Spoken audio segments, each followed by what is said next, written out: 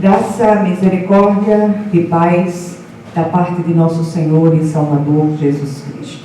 Amém? Obrigada a todas pela presença. Louvado e engrandecido seja o nome santo e poderoso do nosso Deus. Amém? Vamos abrir nossa Bíblia na segunda carta de Paulo aos Coríntios, capítulo 5. E nós vamos ler daqui apenas o versículo 7.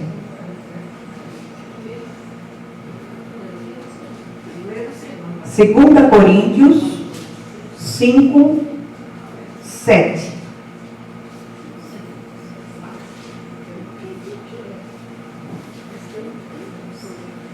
Amém? Diz assim a palavra do Senhor: visto que andamos por fé e não pelo que vemos.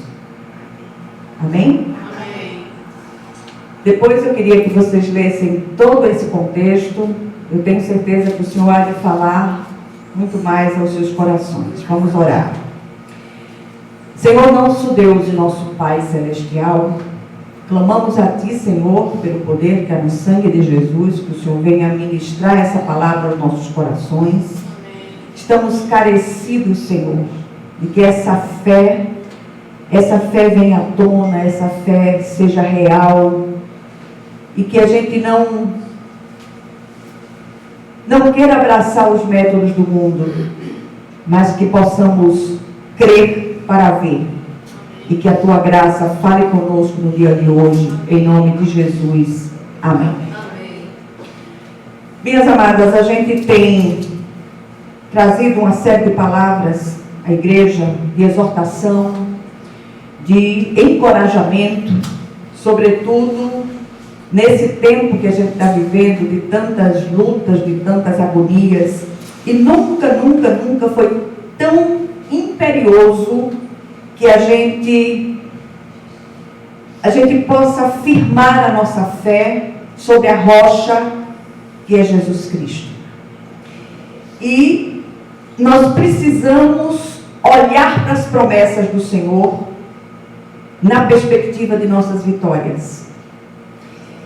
Neste contexto, o apóstolo Paulo fala da alegria vindoura quando nos encontraremos face a face com o Senhor. Por isso que eu pedi que vocês depois lessem todo o contexto. E aqui nós estamos sujeitos às dores, angústias, aflições, sofrimentos de todas as formas, tudo isso imposto pela nossa condição de seres humanos mortais.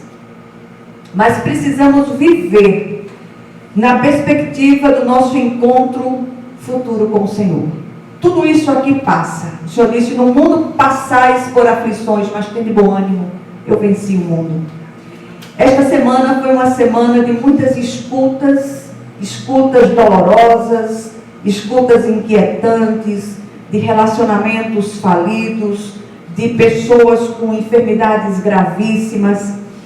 E por mais que a gente tenha fé, o sofrimento e fé não são excludentes. E é preciso que estejamos muito firmados na fé para seguir em frente na força que só o Senhor supre. Se não fosse a fé no Senhor, eu acho que nenhuma de nós estaria de pé. Muito pelo contrário. E aí a gente lembra do próprio apóstolo dizendo: a nossa leve e momentânea tribulação produz para nós eterno peso de glória acima de toda comparação.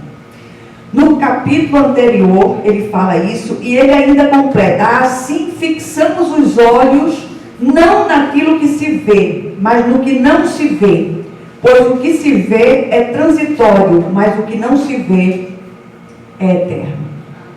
E nós somos instados a desenvolver uma visão espiritual que só é possível pela fé.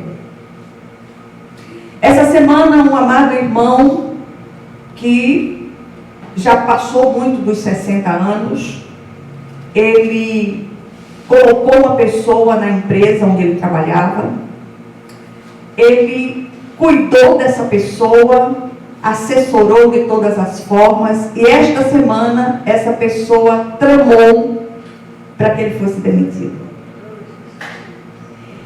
E esse irmão ontem, ele estava péssimo, chorou tudo que tinha direito. E a esposa dele ligou para mim e disse: o que é que eu digo? Eu disse: nada, abrace, só. O que ele está precisando agora é presença e abraço de Deus através de você. E cada vez mais a nossa fé tem sido provada. E a gente ainda escuta daqueles que estão lá fora: você não tem tanta fé, por que você está passando por isso? Todos nós estamos sujeitos a passar por intempéries, por dificuldades, por problemas. Muitos se angustiam e perdem o ânimo diante das tribulações da vida, mas os que confiam no Senhor são como o monte Sião, que não se abala, mas permanece para sempre.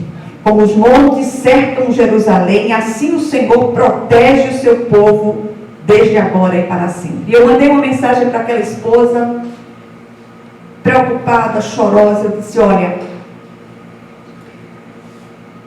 o dia da aflição, o dia da tribulação, o dia da angústia, é a véspera da grande vitória. E a gente precisa ter essa visão espiritual. Nós não fomos chamados ou chamadas para andar no natural. Muito pelo contrário. Fomos chamadas para andar no sobrenatural de Deus. E eu repito, é crer para ver. O mundo diz: eu quero ver para crer. Mas o cristão diz: eu quero crer para ver. Deste lado da eternidade estamos todos sujeitos a dores, a perdas, enfermidades, dificuldades financeiras e tantas outras aflições. A gente passaria o resto da tarde aqui só listando, e eu não quero dar ideia ou coisa ruim, certo? O próprio Jesus, ele disse em João 16:33: neste mundo vocês terão aflições, contudo, tenham bom ânimo, eu venci o mundo. O salmista no Salmo 34:19, ele diz: são muitas as aflições do justo, mas o Senhor de todas o livra. Amém. Sairemos vitoriosos, não, mais que vitoriosos, porque a Bíblia diz que nós somos mais que vitoriosos. O versículo citado no início traz a viga mestra do nosso edifício espiritual, que é o andar pela fé. Não podemos falar de fé sem mencionar o capítulo 11 da Epístola aos Hebreus. Ali há um elenco de homens e mulheres de fé, dos quais o mundo não era digno. Quando a gente lê a história dos apóstolos, dos discípulos de Jesus, daqueles mais chegados, o único que morreu de morte morrida, como se diz a história, foi João. Foi para Pátimos, foi deportado para aquela ilha, mas todos os demais foram sacrificados. Pedro resolveu, ele ia ser crucificado, ele disse: eu não sou digno de morrer como meu Senhor. E pediu para ser crucificado de cabeça para baixo. Bartolomeu, ele teve a pele dele tirada, ele vivo. E todas as histórias, se você procurar ler as histórias dos discípulos de Jesus, da morte desses discípulos, é dolorosa demais. Uns foram decapitados, outros cerrados ao meio, mortos à espada, enfim. E muitas vezes a gente olha para aqueles homens e fica pensando: por que Deus permitiu isso? Deus permitiu que o filho dele morresse em nosso lugar.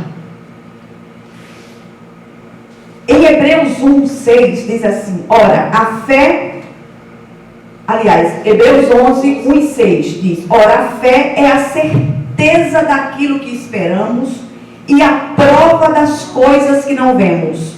Sem fé é impossível agradar a Deus, pois quem dele se aproxima precisa crer que ele existe e que recompensa aqueles que o buscam.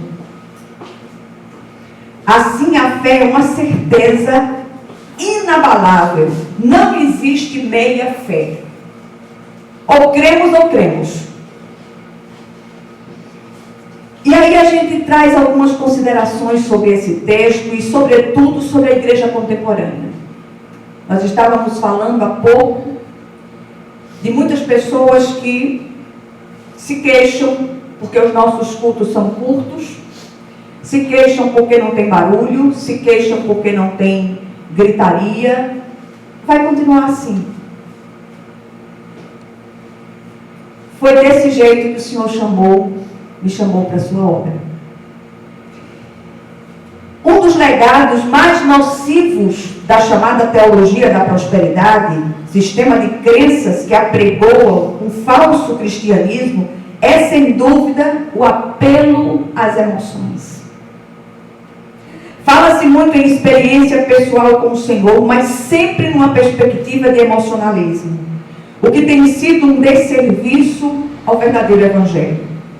Este tipo de apelo leva muitos cristãos ou aspirantes ao cristianismo a se acharem crentes de quinta categoria, porque não sente arrepios, porque não sente isso, não sente aquilo, e outras sensações estranhas, as mais bizarras que vocês possam imaginar.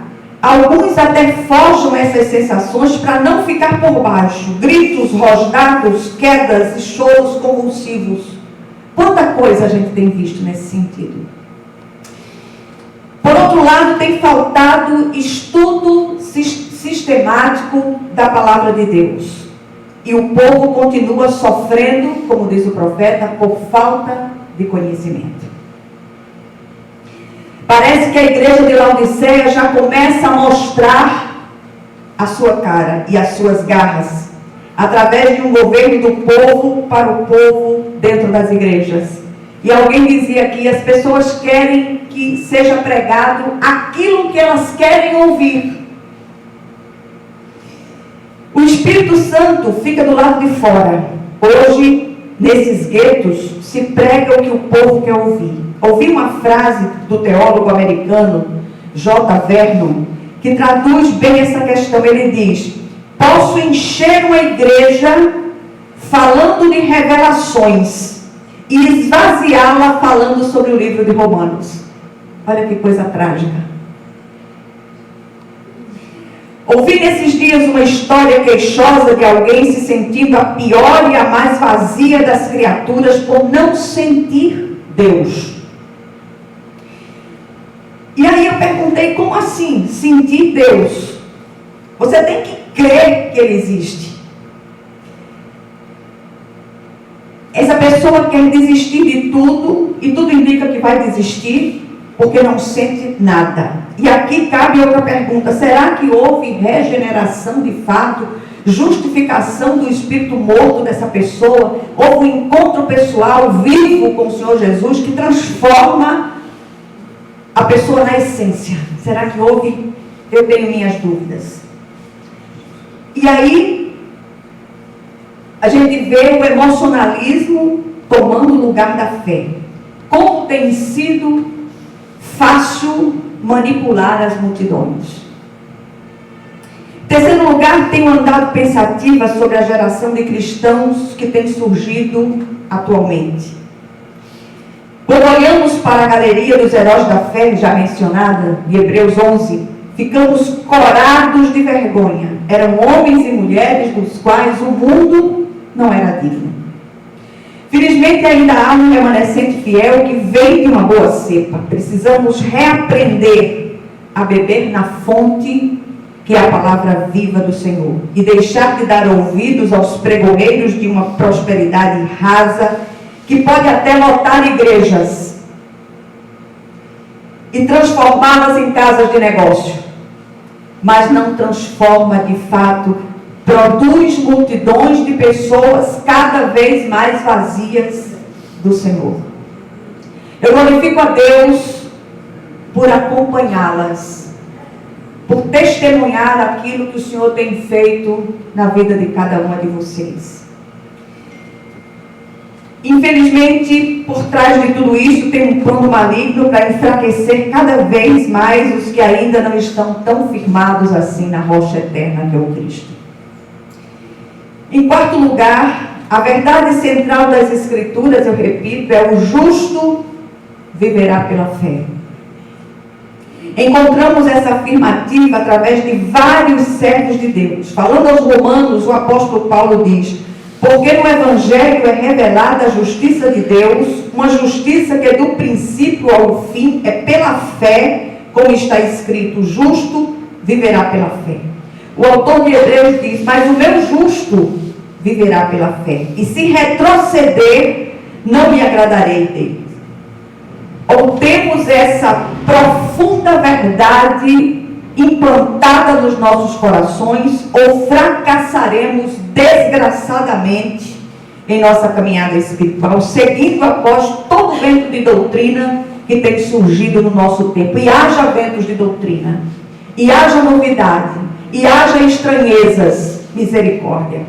E olhe que esses ventos estão cada vez mais contrários ao caminho, à verdade e à vida, apesar de travestidos de um cristianismo anêmico que não se sustém.